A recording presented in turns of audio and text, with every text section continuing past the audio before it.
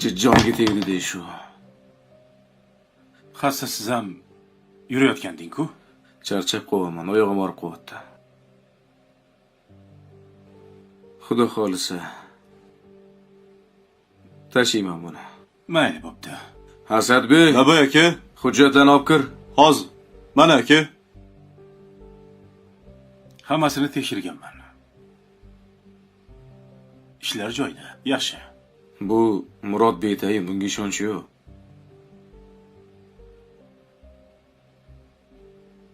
Nega unaqa deysan?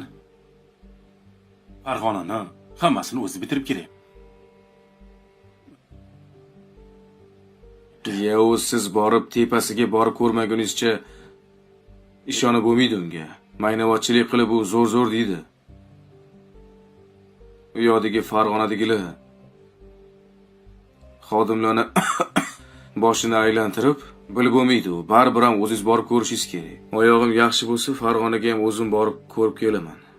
Mayli. Keyin Aziz. Samarqanddan ham bitta joy ochaylik. O'zi Laziza kiyim-cheskani ham Samarqanddan ochish kerak deb o'tdi. Bir borib o'sha yerdan joy ko'rib kelsak bo'lar ekan. Borib kelamizmi? Borish kerak, lekin hozir men hech unaqa joy ko'rishga, qaqqadir borishga holim ham yo'q, xohishim yo'q, to'g'risi. Bir chalg'ib kelarsan. Ya, okey, qanaqa chalg'ish? Ish bilan chalg'iyman deb harakat qilib yotibman. Foydasi bo'lmayapti. Oy. Nima bo'ldi? Xotinim uyda. Hali suykalaverma. Uylandingizmi? Ha, uylandi. Yuramanmi soqqa bosh bo'lib? Uylanaman-da. Men bor edim. Sen xotinlikka yaramaysan. Allaqachon kampirga aylanib bo'lgansan. Ha. Senga ish bor. Qanaqa ish? Shu senga kerak soqqali ish. Voy, men siz ishlaringizni bilaman. Birato'la nariyoqqa jo'natib yuborasiz shekilli meni. Jim tur, hozir chiqaman.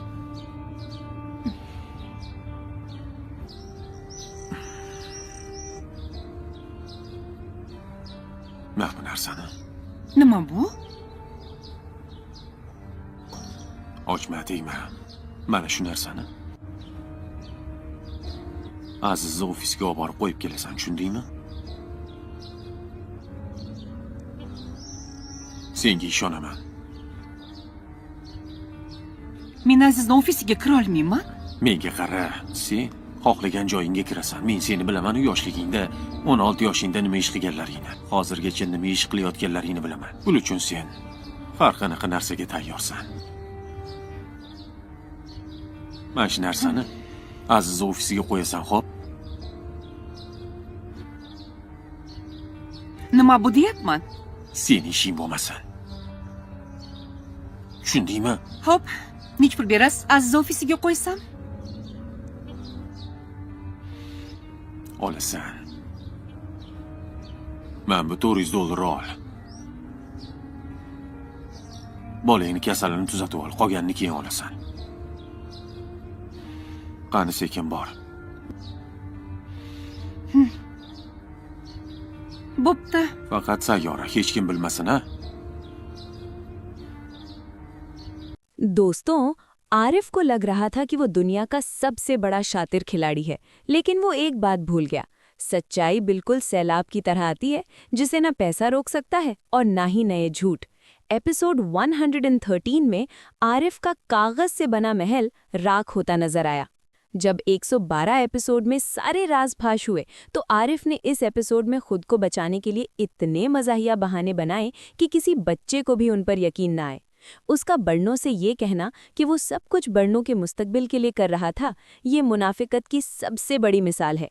Arif के चेहरे का खौफ साफ बता रहा है कि अब उसके पास भागने का कोई रास्ता नहीं बचा। लेकिन असली मज़ा तो बड़नों को देखकर आया। अब वो रोने धोने वाली पुरानी बड़नों नहीं रही, बल्कि एक रिवेंज क्वीन बनकर उभरी है। उसका आरिफ के मुंह पर यह कहना कि तुम मेरे लिए मर चुके हो, इसने तो माहौल ही बदल दिया। बरनो उसे घर से इसलिए नहीं निकाल रही क्योंकि वो चाहती है कि आरिफ उस जहन्नम में जले जो उसने खुद अपने झूठ से बनाया है। और सासू माँ, तौबा है, इंसान इतना ढीठ कैसे हो सकता है? बेटा धोखा दे तो मर्दानगी और बहू इंसाफ मांगे तो बदतमीज। उनका बरनो को घर तोड़ने का जिम्मेदार ठहराना इस एपिसोड का सबसे ज्यादा गुस्सा दिलाने वाला सीन था। लेकिन बरनो ने जब इशारा दिया कि वो सासू माँ के भी सारे राज जानती है तो उनकी बोलती ही बंद हो गई। एपिसोड के आखिर में असली धमाका हुआ जब उस खुफिया कमरे की चाबी बरनो के हाथ लगी तो आरिफ के होश उड़ गए। उस कमरे में ऐसा क्या छुपा है? क्या आरिफ का कोई दूसरा खानदान है या कोई पुराना जुर्म? एपिसोड 113 में हमें एक ऐसे मोड़ पर छोड़ दिया है जहां से अब तबाही तय है। क्या आपको लगता है कि आरिफ इस बार भी बच निकलने में कामयाब होगा या बरनो उसके इस झूठे गरूर को मिट्टी में मिला देगी? अगली एपिसोड यानी 114 का इंतजार अब असाब शिकन होने वाला है।